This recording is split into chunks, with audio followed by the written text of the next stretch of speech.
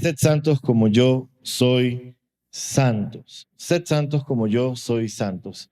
Y la palabra santo en el significado que tiene que ver con apartado, tiene que ver con algo consagrado, algo que está destinado para algo en especial. Apartado en este caso para Dios. Nuestra cultura nos habla de que santo es alguien que ha hecho muchas buenas obras, alguien que ha hecho muchas cosas buenas. Podríamos decir que hay personas que hablan, para nuestro parecer, como santos, porque tienen una forma de expresarse, una forma de caminar, una forma de vivir, que para nuestra humanidad, según lo que hemos entendido como santos, eso nos parece que está alineado a la santidad. Entonces la santidad, según nuestra formación cultural, religiosa, cristiana, católica, como sea, está apegada a que santidad es igual a ciertas conductas que pueden evidenciar de que alguien tiene ese adjetivo, santo. Pero si nosotros vamos a ir hoy en la palabra a ver algunas cosas acerca de qué es la santidad. Y cuando nos sumergimos en la búsqueda de qué es santidad, según la palabra de Dios, nos vamos a encontrar que el último paso, lo último que la santidad manifiesta es una conducta. No estoy diciendo que no la manifiesta, sino que lo último que va a surgir por efecto de entender, reconocer y poder tener revelación acerca de la santidad es la transformación de nuestros hábitos por nuestros pensamientos, porque hemos adoptado una visión del Dios santo. Pero de primera mano, la definición de santidad no es igual a conductas.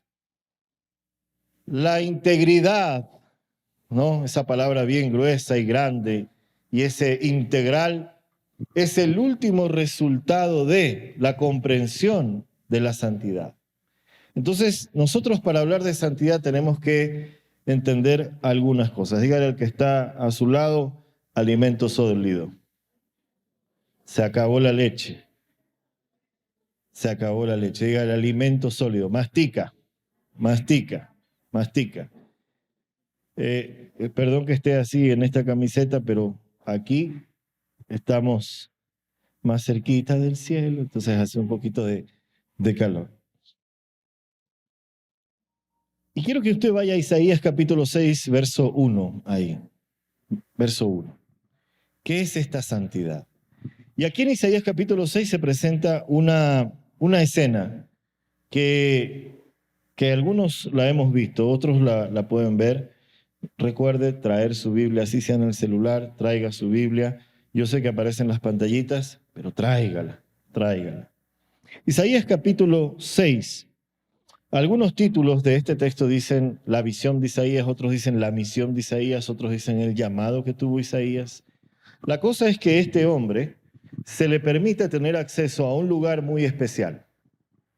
Isaías está en un momento, luego de ver o luego de saberse que su rey, el rey Usías, este rey que fue guardador de la fe, de la adoración del pueblo de Israel, que fue quien sostenía levitas, sacerdotes y luchó durante su gobierno para mantener un altar encendido. Finalmente este rey muere. Y para el pueblo de Israel y para la visión que tiene Isaías en ese momento, la gloria de Dios está yendo con Usías. Entonces, todo lo que ellos concebían de santidad o de gloria o de adoración estaba conectado al rey que acababa de morir, se estaba yendo. Pero Dios introduce a Isaías en una visión extraordinaria de su santidad. Y vamos a ver algunas cosas que dicen aquí. En el año de la muerte del rey Usías, vi al Señor, ya no está hablando de Usías, vi al Señor excelso y sublime sentado en un trono, y las orlas de su manto llenaban el templo. Por encima de él había serafines, cada uno de los cuales tenía 6 alas. Con 2 de ellas se cubría el rostro, con 2 se cubrían los pies, y con 2 volaban. Estos serafines también fueron colocados simbólicamente en el arca del pacto. Es un tipo en la angelología, es un tipo de ángel que tiene un acceso especial a la presencia de Dios. Dentro de los hijos de Dios y los ángeles hay un rango de ángeles que tiene un acceso especial que otros no tienen, y esos son estos serafines.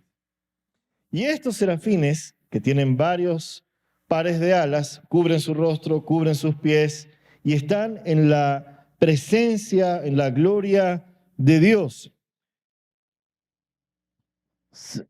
Verso 3, y se decían el uno al otro. Es decir, que estos serafines, ¿qué estaban haciendo? Estaban hablándose. Pero ellos estaban delante de la gloria. Sus ojos, dice, estaban tapados por un par de alas. Y ellos empiezan a decir, santo, santo, santo es el Señor Todopoderoso. Toda la tierra está llena de su gloria. Y estos serafines enuncian esto, santo, santo, santo es el Señor Todopoderoso. Entonces, dice Isaías aquí el 4 que al sonido de sus voces se estremecieron los umbrales de las puertas. Algunos de nosotros en algún momento, por algún episodio, puede gritar.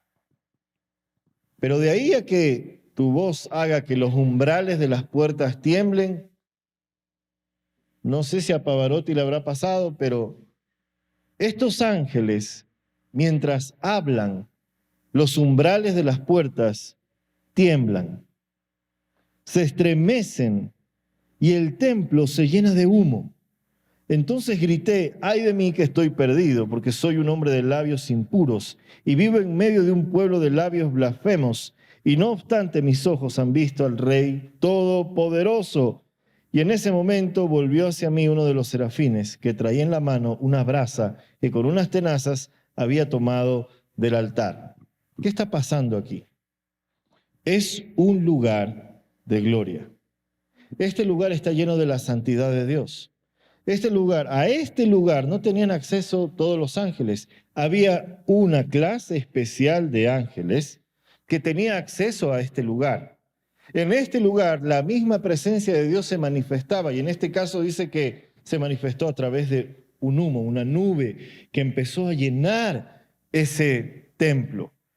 Al reconocer Isaías su condición de humano en medio de este lugar, Isaías está temblando de miedo.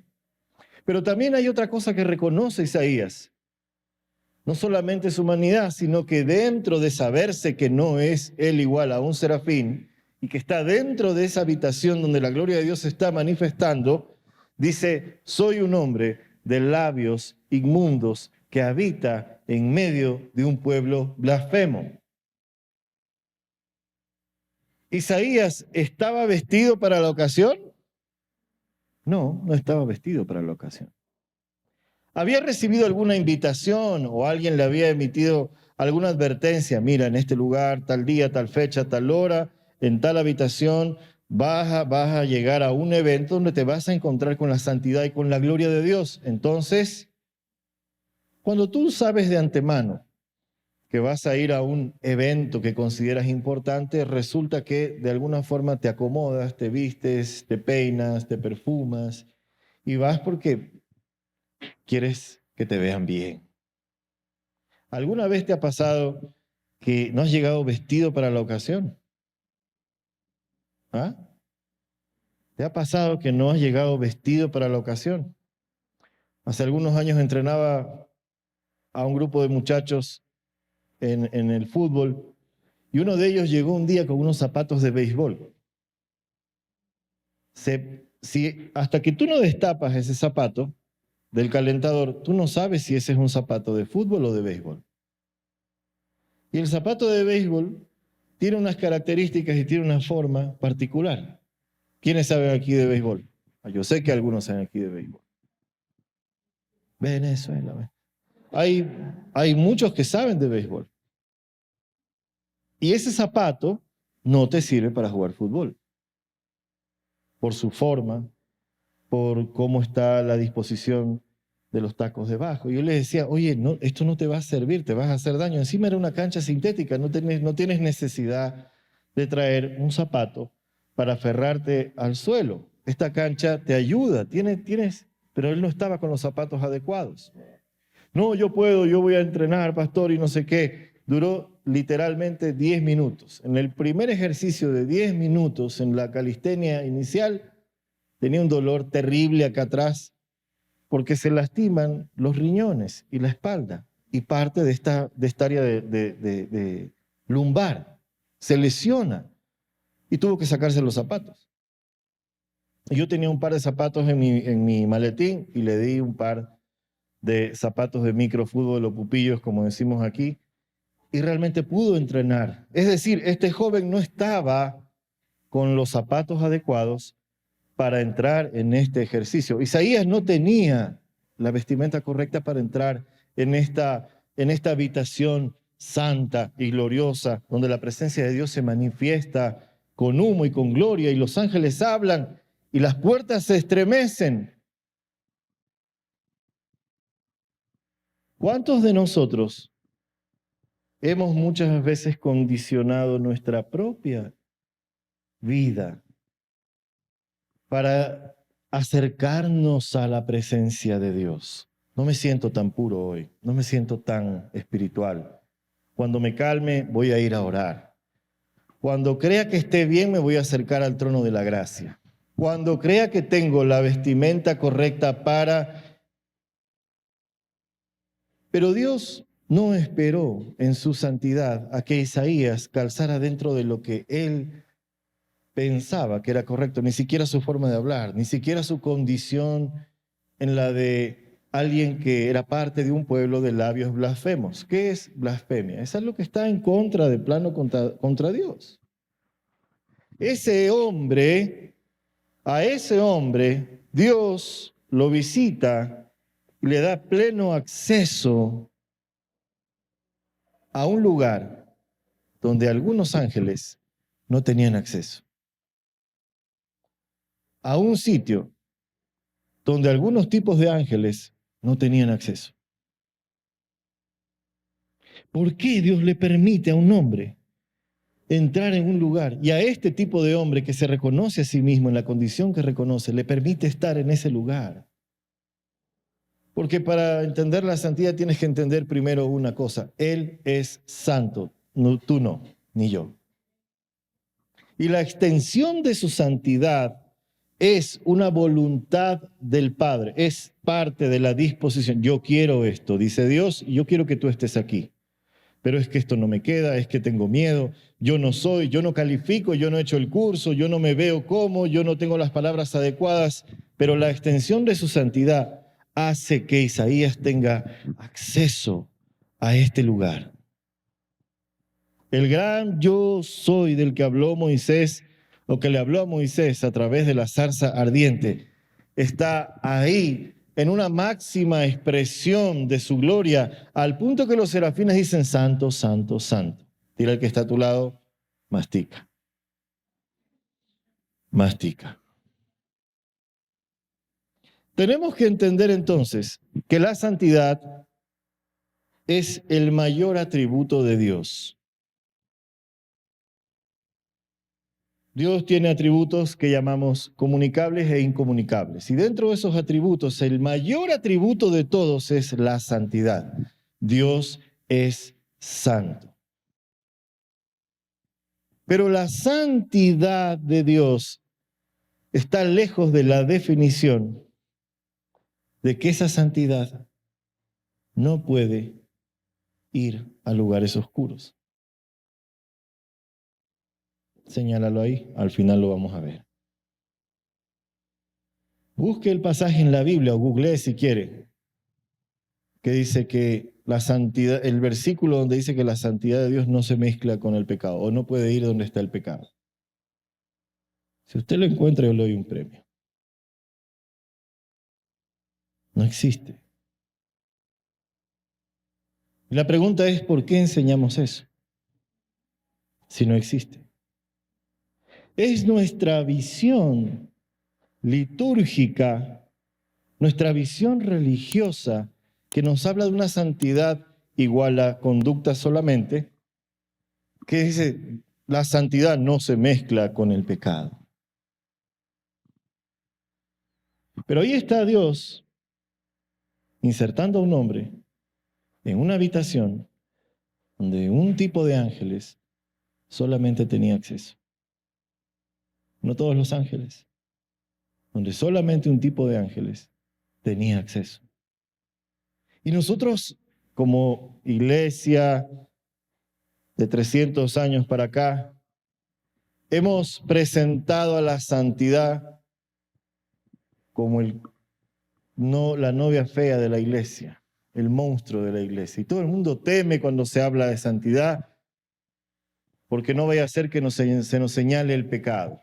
Y es verdad que la santidad expone lo que está mal. Por eso Isaías dice, siendo de labios inmundos, habitando dentro de un pueblo blasfemo, he visto la gloria de Dios. Sí es cierto que la santidad va a confrontarnos con nuestra realidad, pero no tiene peso ni bíblico, ni espiritual, ni teológico, de que la santidad de Dios está incapacitada para llegar a un lugar oscuro o a una persona que está en oscuridad y traerla a la gloria de Dios. Pero hemos enseñado esto por mucho tiempo. ¿Qué es la santidad? La santidad es uno de los atributos más grandes de Dios. Y hay otra cosa que tenemos que saber, que los demás atributos, o mejor dicho, la santidad, es el atributo de Dios en los atributos de Dios. La santidad es el atributo más grande de Dios que está dentro de los atributos de Dios. ¿Se entiende? Es decir, que si Dios es amor, por cuanto su amor está revestido de santidad, la comprensión para nosotros de ese amor está muy lejos de interpretar y de entender. Entonces, es mucho más amor de lo que yo puedo entender o puedo percibir o puedo creer o interpretar cómo es el amor de Dios. Porque yo no puedo controlar el mayor atributo de Dios que está dentro de todos los atributos de Dios. Si Él es amor, por cuanto es santo, es mucho más amor de lo que yo puedo entender. Si Él es justo, como su justicia está revestida de santidad, es mucho más justo en sus juicios de lo que yo creo. Si Él es misericordioso, como su misericordia está revestida de su santidad, es mucho más misericordia de lo que yo pienso, es mucho más gracia de lo que yo puedo llegar a comprender y es mucho más fiel de lo que yo puedo llegar a creer. En la santidad vamos a encontrar que Dios siempre va a ser mucho más. Por eso Pablo dijo en Romanos 11, verso 30 en adelante, ¿quién le enseñó a Dios? ¿Quién le dio primero a Él? ¿A quién Dios le tiene que devolver un favor? Dice Pablo ahí. Es Dios. Y por cuanto es santo, todo lo que nosotros creemos de Dios está mucho más allá de lo que nosotros podemos comprender. La santidad, por cuanto es santo, siempre será mucho más. Y su santidad es la que, cuando nosotros la entendemos, nos puede direccionar a la correcta adoración. Y no adorar a Dios, adorar a Jesús, quien es sujeto de nuestra adoración, por sus atributos. Si nosotros adoramos a Dios por sus atributos, estamos en el grado más alto de la idolatría. ¿Sabes por qué? ¿Jesús es gracia, sí o no? Eso no es gracia. ¿Dios entrega gracia, sí o no? A través de Jesús. ¿Sí o no? Sí. Pero la gracia no es Jesús. Si tú te quedas Si tú adoras a la gracia del sujeto de la adoración, aunque entiendes que la gracia de Dios es un favor no merecido, extendido para alcanzar al que está perdido y todo eso, pero si tú te quedas en la versión de adorar solamente su gracia, estás en idolatría. Porque el sujeto de la adoración es Jesús. Entonces la santidad nos lleva a entender quién es el sujeto de la adoración. Porque muchos adoramos la versión del Dios de amor, del Jesús comprensivo, misericordioso. Ya en otros niveles, a casi que alcahuete. Adoramos unas versiones de Dios por sus atributos y no nos damos cuenta que caminamos 5, 10, 15 años, 20 años dentro de las iglesias y flotamos en medio de las bancas de las iglesias con una versión idolátrica de Dios. Porque no sabemos y desconocemos qué es su santidad. Su santidad. Su santidad. La carta a los Hebreos nos invita y nos dice, dejando los rudimentos de su fe, el bautizo en agua, el arrepentimiento de los pecados y la salvación. No dice abandonar eso, dice, dejando esos rudimentos, avancen a aguas más profundas. Es decir, que he hecho una decisión por Cristo, me quiero bautizar o me he bautizado y todo eso, pero Dios no me quiere dejar ahí. Hay una invitación a conocer más de Dios y uno de esos caminos es entender realmente qué es la santidad. Es el mayor atributo de Dios, es el atributo dentro de los atributos de Dios. Por eso jamás humanamente alcanzaré a comprender, mucho menos a interpretar cada uno de esos atributos. ¿Y entonces qué hacemos? Porque estamos en un lío hasta aquí. Entonces el apóstol Pablo hace un contraste. El capítulo 1 al 3 de la carta a los Romanos es un contraste para hablar justamente de este tema. ¿Qué es santidad? ¿A qué Dios es el que sigues? ¿A qué Jesús es el que yo estoy siguiendo? Entonces en el capítulo 1 de Romanos, en el verso 29 al 32, si usted vaya a su Biblia ahí, si no, péguese a un cristiano que tenga Biblia ahí, verso 1, el capítulo 1, verso 29, dice, se han llenado de toda clase de maldad, perversidad, avaricia y depravación. Están repletos de envidia, homicidios, disensiones, engaños, malicia. Son chismosos, calumniadores, enemigos de Dios, insolentes, soberbios, arrogantes. Se ingenian maldades, se rebelan contra sus padres. Son insensatos, desleales, insensibles, despiadados. Saben bien que según el justo decreto de Dios, quienes practican tales cosas merecen la muerte. Sin embargo, no solo siguen practicándolas, sino que incluso aprueban a quienes las practican. Y esta es una de las listas de pecados o errar en el blanco que muestra el Nuevo Testamento. Otra está en Timoteo, en 2 de Timoteo. Y Pablo hace una presentación para este contraste que él va a hacer en el capítulo 2 con otro tipo de personas. Pero estas personas que se mencionan en el capítulo 1 son de plano opositores a Dios, pecadores por deporte, ¿no? El diablo ni se molesta con ellos. Deja lo que está en automático, ¿no? Son pecadores por deporte.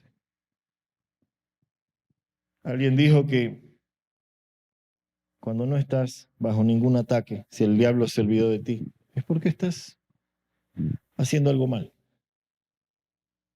Preocúpate cuando hay ataques en tu vida. Pablo presenta este tipo de personas. Este tipo de personas deshonra a los padres, deshonra a sus autoridades.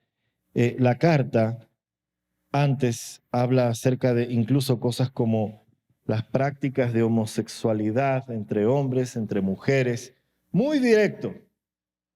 Sin medias tintas, sin diluir el mensaje, Pablo dice, esta es la condición de la humanidad.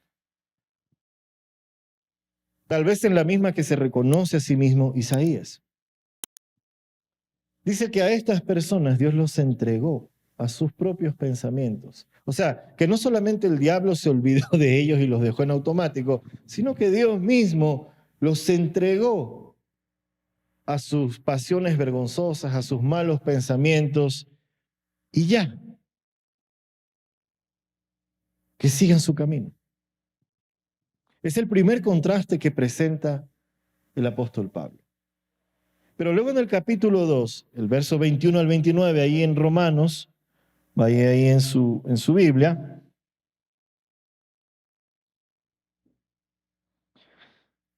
capítulo 2, verso 21. En este capítulo le está hablando a un tipo de personas en específico. Le está hablando a personas de la fe. Y también le está hablando a judíos. Le está hablando a aquellos que, según el apóstol, se consideran moralistas. Entonces, tenemos en el primer capítulo un grupo de personas que de plano se opone a Dios.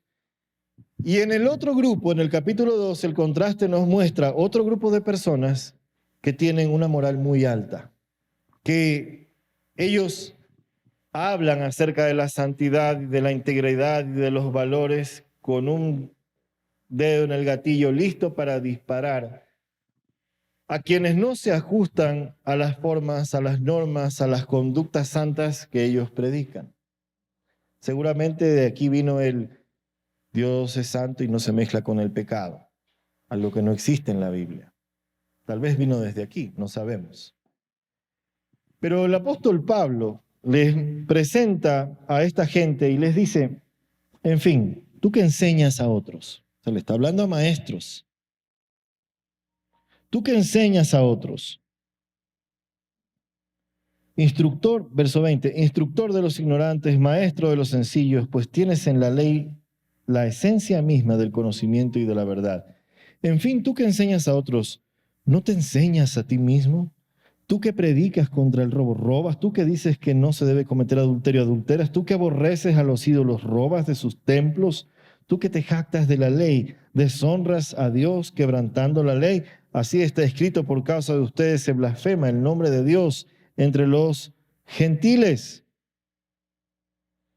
La circuncisión tiene valor si observas la ley, pero si la quebrantas, vienes a ser como un incircunciso. Por lo tanto, si los gentiles cumplen los requisitos de la ley, o sea, los del primer grupo, ¿no se les considerará como si estuvieran circuncidados?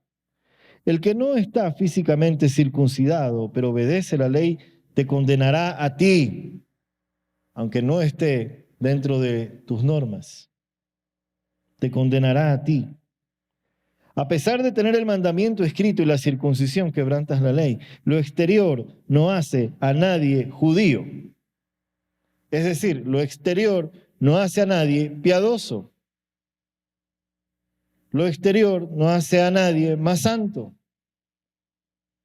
No se trata si estás vestido o no para la ocasión, se trata si Dios te da acceso a su santidad y te extiende santidad. ¿Y cómo entramos a ella? El verdadero judío lo es interiormente y la circuncisión es la del corazón y la que realiza el espíritu, como dijo Jesús. Si no naces del agua y del espíritu, si no naces de nuevo no puedes ver el reino. No el mandamiento escrito al que es judío, así lo alaba Dios y no la gente. Entonces hay dos contrastes muy claros. El primero muestra de manera muy clara lo que como creyentes sabemos que se opone a Dios y a su diseño.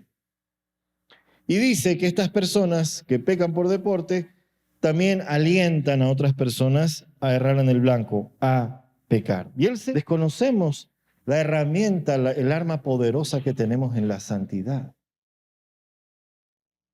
Y aunque esa ilustración te parezca un poco sencilla, es lo que pasa muchas veces con nuestras vidas espirituales.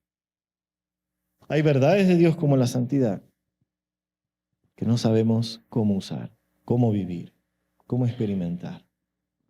Pablo dice, no hay un justo, no hay uno solo que practique lo bueno, solamente Dios es bueno, el único.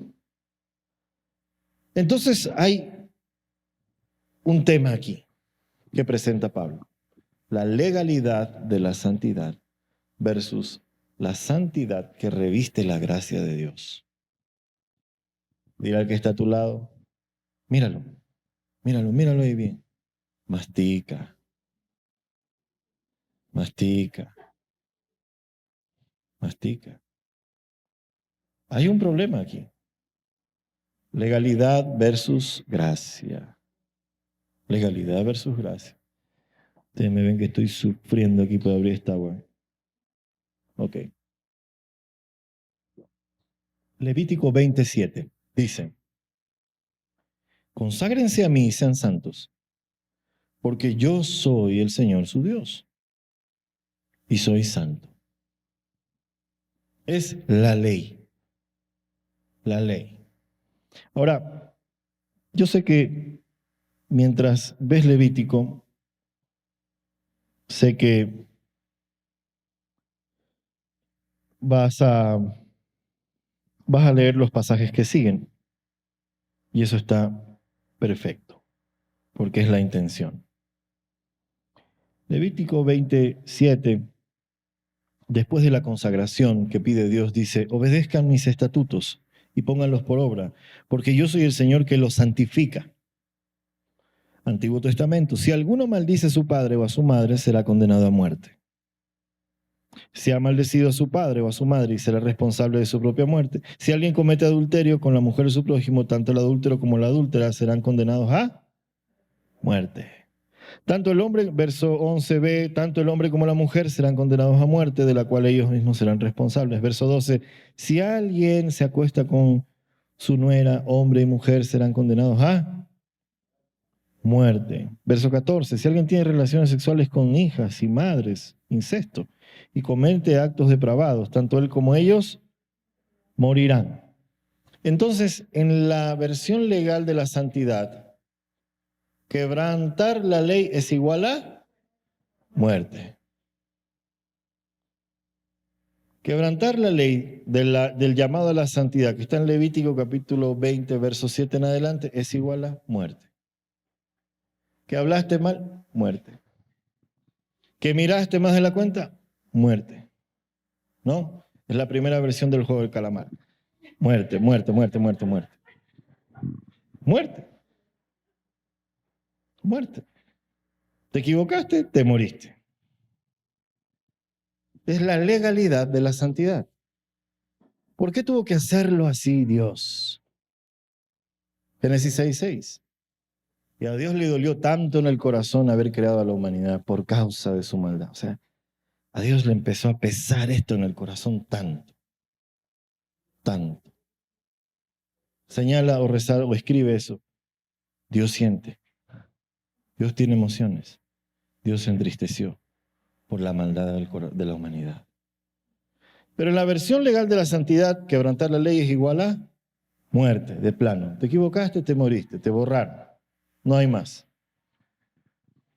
Pero Pedro, el apóstol Pedro, avanza ahí a 1 de Pedro capítulo 1, verso 16. El apóstol Pedro utiliza este mismo pasaje en otro contraste. Vimos el contraste que hizo Pablo. Vamos a ver el que hace Pedro. Pedro. ¿Cuál es el caso de Pedro de las tres cartas? Una cristología. Es un área dentro de la teología que se llama cristología. Él va a hablar de Cristo. Pero en este caso, él va a tomar este mismo pasaje de Levítico, capítulo 1, verso 16. Pues está escrito, sean santos, porque yo soy. Eso es Levítico 27. Porque él conoce la ley. Pero vamos a leer lo que dice después. Sean santos porque yo soy santos. Ya que ustedes invocan como Padre al que juzga con imparcialidad las obras de cada uno, vivan con temor reverente, mientras sean peregrinos en este mundo. La santidad en el nuevo pacto, por la obra de Cristo, deja de ser un mero reglamento o un estado espiritual para entenderse como un proceso de vida. Por eso Pablo dice, las cosas viejas van pasando. Y he aquí, van siendo hechas nuevas. La santidad ahora se extiende a través de Cristo, dice, en un camino. ¿Qué es un peregrino? Alguien que camina hacia algún lugar. Si ustedes que invocan a Dios, al que juzga imparcialmente, las obras de cada uno, vivan con temor reverente mientras sean peregrinos en este mundo. Como bien saben, ustedes fueron rescatados de la vida absurda que heredaron de sus antepasados. ¿Cuál era esa vida absurda que heredaron de sus antepasados? De que te equivocaste, muerte. No eres santo, muerte. Miraste más de la cuenta, muerte. No hablas como eres, muerte.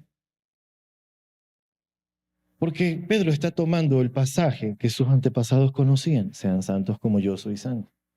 Pero había un extremo absurdo de la comprensión de la santidad por causa del pecado de ese pueblo, que tenía que llevarlos a entender el conducta santa o no santa igual a muerte.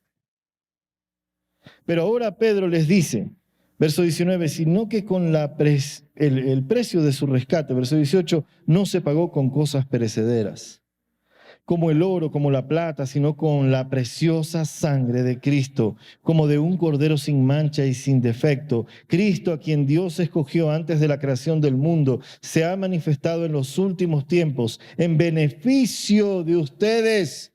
Sean santos, porque yo soy santo.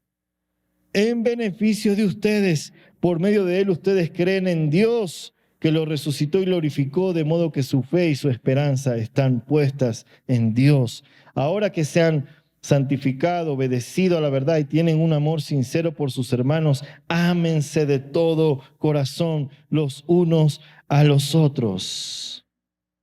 Wow. Toma Levítico 27, pero el contraste es totalmente diferente. Hay una versión, hay un versus legalidad versus gracia.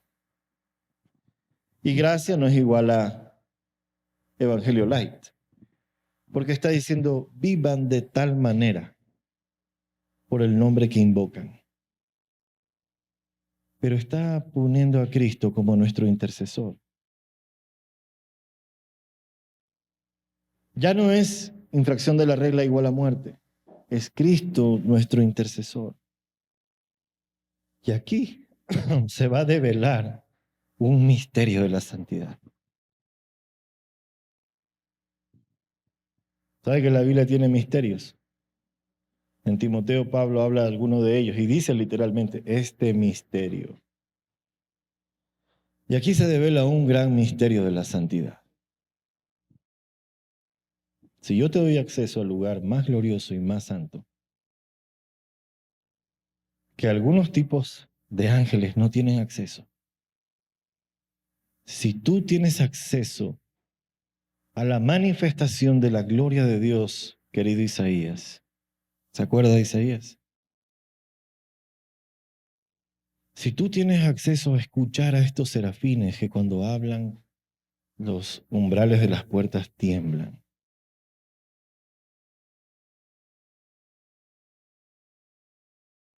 Tú has descubierto, Isaías, el misterio de la santidad.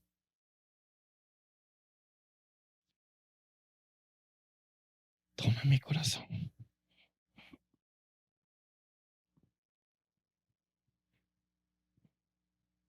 Dios le está diciendo a Isaías, toma mi corazón. Porque tú no le das el acceso más íntimo de lo íntimo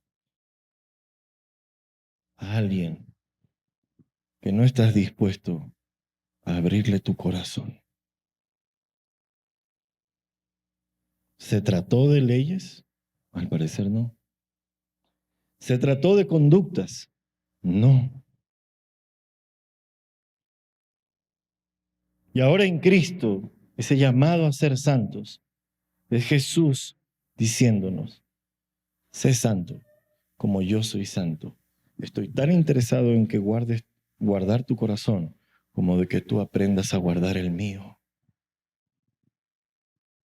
Entonces las conductas no son el efecto de una regla, de una norma, de un simple manual, sino de una relación que ha tenido el acceso íntimo, ha sido descubierto en amor.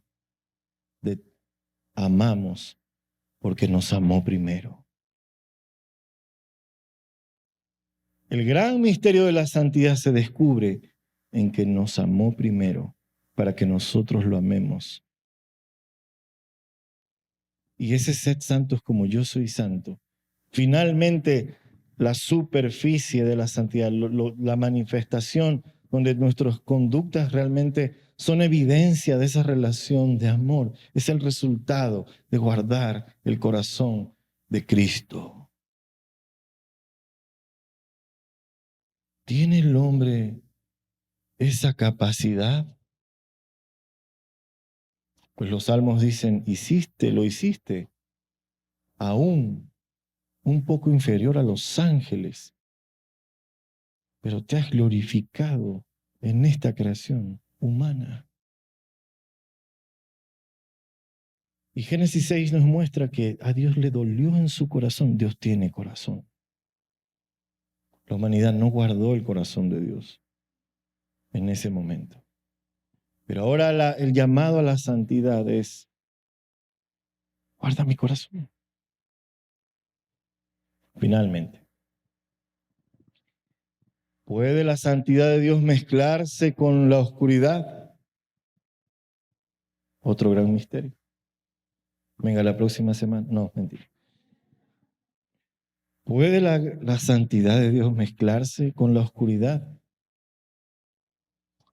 La Biblia está llena de historias. Conversábamos ayer con los jóvenes. ¿Qué historias cuentan la Biblia? Está contándote el cuento. No te está contando ningún cuento. Te está contando la historia de hombres y mujeres que caminaron con Él, que se equivocaron, que fracasaron, que se frustraron, que tomaron malas decisiones. Hombres y mujeres a quien Dios llamó para algo en específico.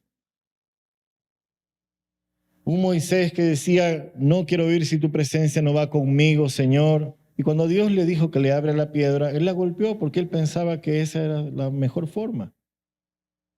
Porque si solo le hablo van a pensar que estoy loco. Y la golpeó. El agua salió, pero no entró en la tierra prometida. Un Josué que Dios le dijo, lo que tú decidas, donde tú vayas, yo estaré contigo. Y una declaración de Josué, mi casa y yo serviremos a Jehová. Y una generación después de Josué que entró en la promesa sin el carácter para la promesa y fue de derrota en derrota. La Biblia está llena de estas historias. Y una historia cortita que te quiero contar para terminar. Todos o la mayoría hemos escuchado de un joven que su gentilicio por el lugar donde él vivía, ¿no? Era el Gadareno o el Gesareno, le decían, porque era de Gadara. ¿Y qué era Gadara?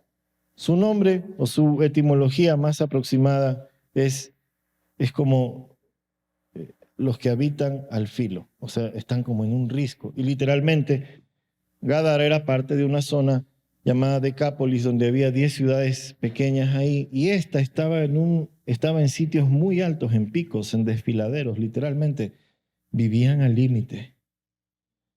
Y esta zona era habitada por griegos, en su gran mayoría.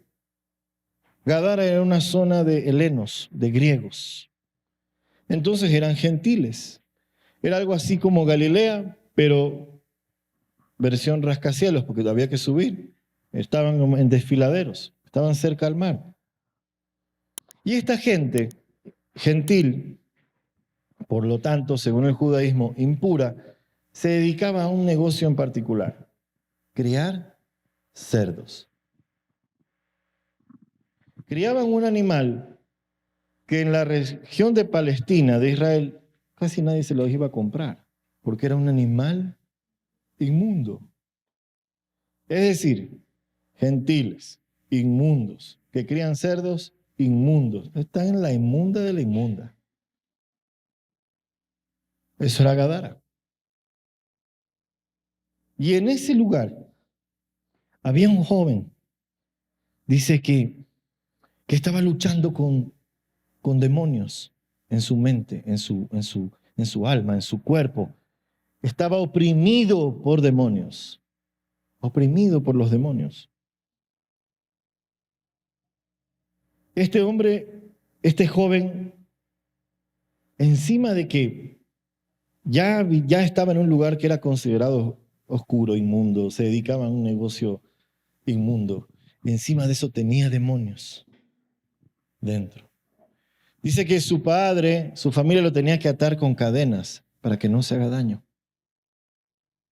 Y que varias veces rompía las cadenas y se hacía daño. Y en los medios ratos de luz que tenía este joven, veía las llamas y se lanzaba a las llamas. O se lanzaba por los desfiladeros, pero no moría. Gadara era un lugar oscuro. ¿Califica como un lugar oscuro? ¿Sí o no? Oficios inmundos, demonios, gente que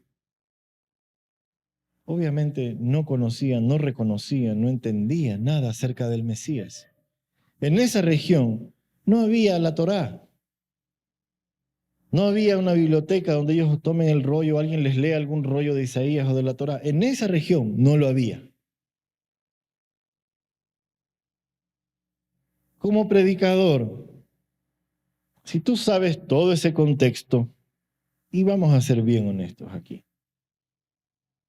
¿sería tu destino de predicación? Cuidado con el sí acelerado. Ese lugar donde de plano se rechaza todo lo que se parezca a la fe judía, donde no hay ningún tipo de conciencia de la venida de un Mesías, donde el oficio específico de la población es algo que de plano para lo que se relaciona al Mesías es inmundo, no es el destino predilecto de nadie. Y muchos maestros de la ley seguramente, el último lugar donde pensaron ir a enseñar la ley es a ese lugar. Porque es un lugar oscuro y porque Dios es un Dios santo y la santidad no se puede mezclar con el pecado y con la oscuridad. Dice que la gente de Gadara vivía en tumbas. Había una situación tal, no era solamente el gadareno. Mucha gente de Gadara acostumbraba a hacer de los mausoleos, de las tumbas, viviendas. O sea que la situación, la atmósfera de ese lugar es oscura. No solamente te dedicas a algo inmundo, no solamente hay personas endemoniadas, sino que encima quieren vivir en las tumbas. A veces te sientes que te quieres morir, pero yo no sé si alguien está pensando en mudarse a una tumba. El cuarto de cualquier adolescente en algún momento puede parecer una tumba, pero no lo es.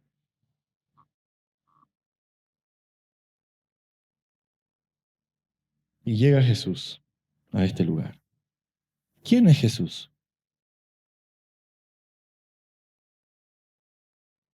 Según 1 de Pedro 1:16, es el que dice, sean santos como yo soy santo. Y él llegó a un lugar de oscuridad. Y si tú lees esto en Lucas capítulo 8, fue por una sola persona. No hizo un meeting, no tenía un itinerario escrito, no se iba a reunir con políticos, no hizo ningún milagro. Fue por una sola persona. uno solo. Si había un lugar oscuro después de Galilea que se decía entre los reyes de ese tiempo que era el peor lugar, y en ese lugar también Jesús dijo, el reino de los cielos se ha acercado.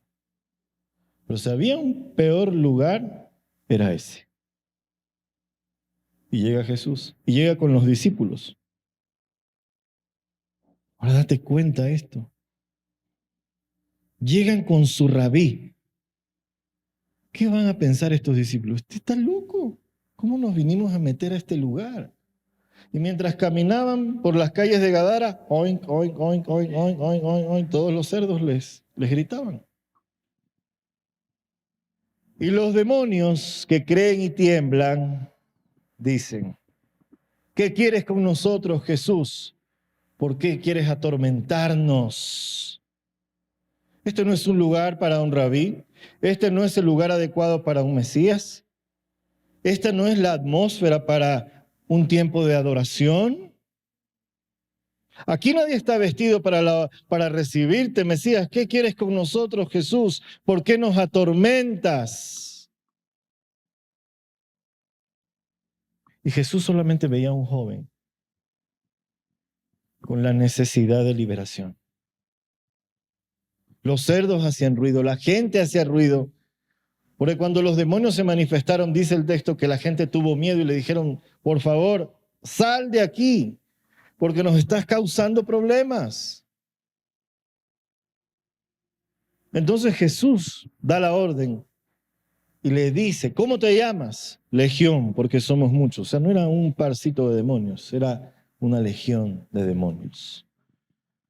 Y una legión son unos cuantos miles, no es un grupito de 10. O sea que ese lugar estaba gobernado por el diablo y atormentaba a personas con legiones de demonios. Un lugar oscuro. Pero Jesús solamente vio una vida que necesitaba ser liberada. ¿Te sientes en oscuridad? ¿Te has sentido que no te puedes acercar al trono de Dios a adorar porque no tienes las manos limpias? ¿Te has sentido menos espiritual que otros? Y le dijo al espíritu, enmudece, sal de él.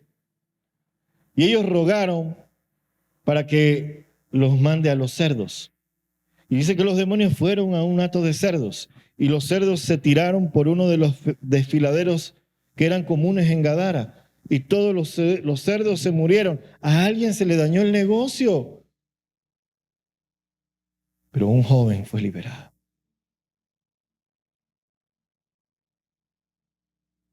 La santidad de Dios se extendió. Esa mañana o esa tarde, Jesús se levantó y dijo, vamos para Gadara. Estás loco, Jesús. Y cuando llegó, los demonios lo reconocieron. Y después, cuando liberó a este joven, dice que la gente otra vez le reclamó, por favor, sal de aquí, porque ya nos dañaste el negocio.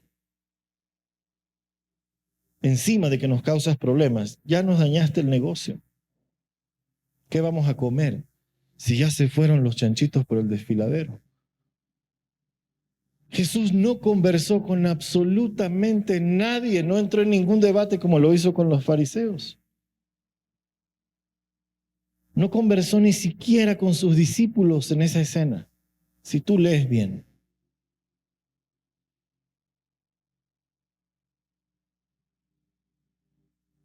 No es qué tan perfecto estás para recibir la santidad de Dios.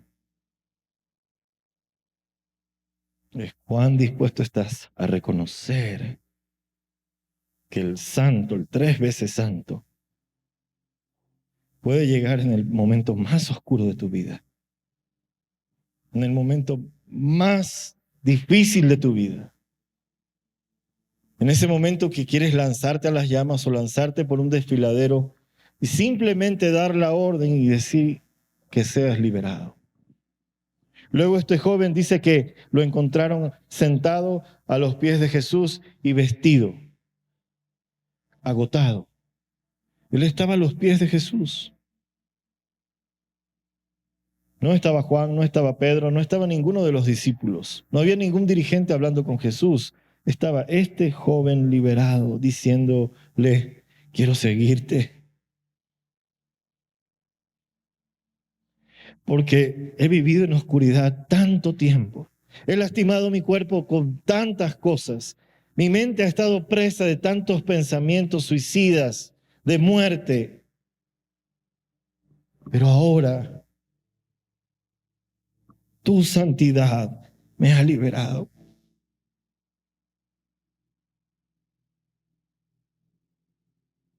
Él quería subirse en el bote de Jesús. Él quería subirse en el bote de Jesús. Jesús llegó a ese lugar encontrando a un joven en su condición. No lo dejó como estaba. Dios no quiere que tú salgas de aquí adormecido con un bálsamo espiritual. Ven como eres y querer salir igual. Este joven quería seguir a Jesús, pero para seguir a Jesús tiene que haber liberación. No puede haber relación sin liberación. ¿Sabes por qué? Porque tú no vas a saber a quién estás siguiendo. Tú no sabes a quién estás siguiendo si no has sido liberado. Para el joven gadareno, él estaba siguiendo a quien lo liberó de una legión de demonios. Ese era su libertador. ¿Cuál es el Jesús que tú sigues? ¿Cuál es el Jesús que tú sigues? ¿El que tiene muchos libros? No hay relación sin liberación.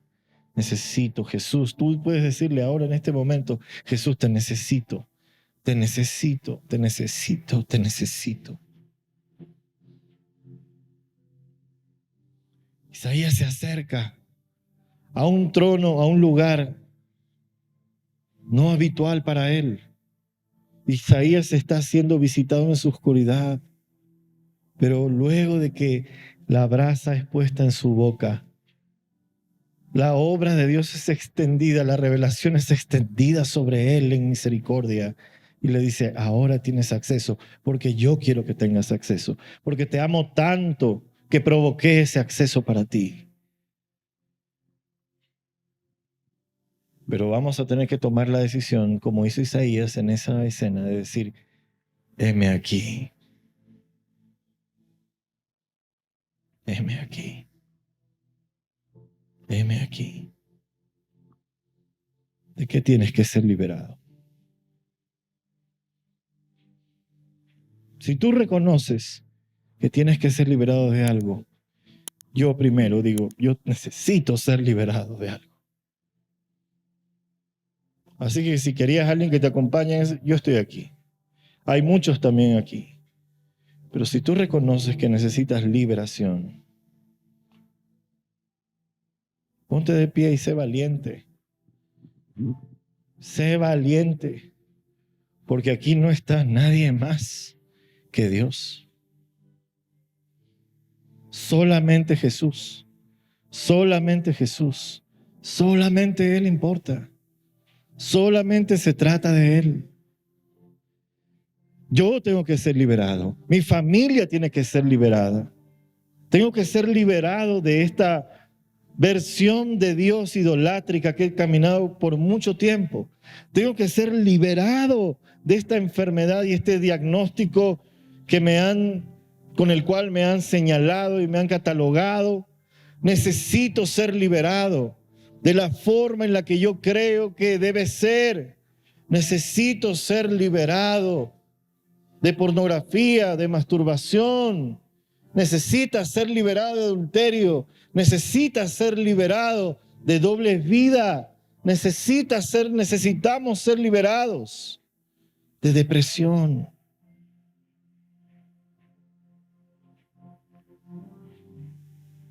Dios quiere liberarte de la depresión.